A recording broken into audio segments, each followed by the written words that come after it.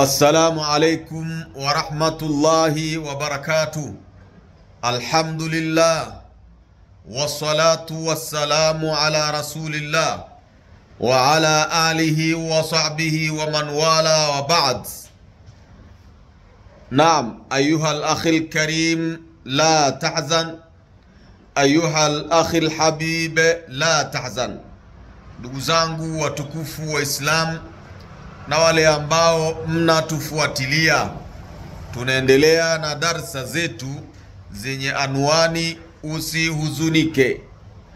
Anasema mwanafalsafa mmoja katika miongoni mwa wanafilosofi wa saikolojia, anasema la tahzan indama yasqutu shakhsun min nadharika, la tahzan عندما يسقط شخص من نظرك فإنه يفسح الطريق لك لرؤية من هم أفضل منه، فإنه يفسح الطريق لك لرؤية من هم أفضل منه.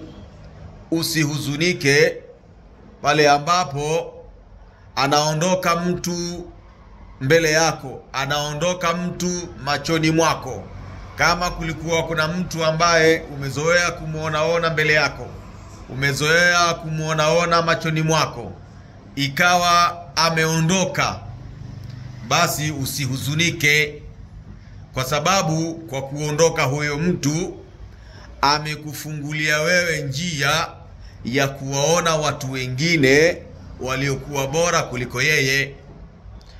La tahzan, usihuzunike pale ambapo ameondoka mtu machoni mwako. Maana yake ameondoka mtu ambaye ulikuwa unampenda, ulikuwa unamuamini, ulikuwa unamtegemea, ulikuwa unamthamini, akawa ameondoka mbele yako, ameondoka machoni mwako, ukawa humuoni vile ambavyo umezoea kumuona mara kwa mara, ukawa humuoni tena.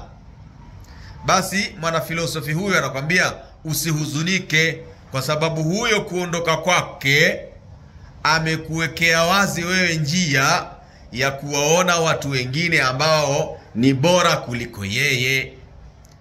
Akiwa ameondoka huyo mtu kwako aliyekuwa umezoea kumuona machoni mwako, basi usihuzunike, kwa sababu kwa kuondoka kwake amekutengenezea njia, amekusafishia njia wewe ya kuwaona watu waliokuwa bora kuliko yeye. Inawezekana alikuwa anakuzibia, sasa ameondoka, basi wewe amekutengenezea njia iko wazi ya kuwaona watu wengine ambaye ni bora kuliko yeye. Kwa hivyo usihuzunike kwa kuondokewa na mtu ambaye umezoea kumuona mara kwa mara katika macho yako, kwa sababu yawezekana kwa kuondoka kwake Mungu amekutengenezea njia ili uwaone watu wengine bora, wazuri, wenye maana, wenye thamani kuliko yeye. Hivyo usihuzunike.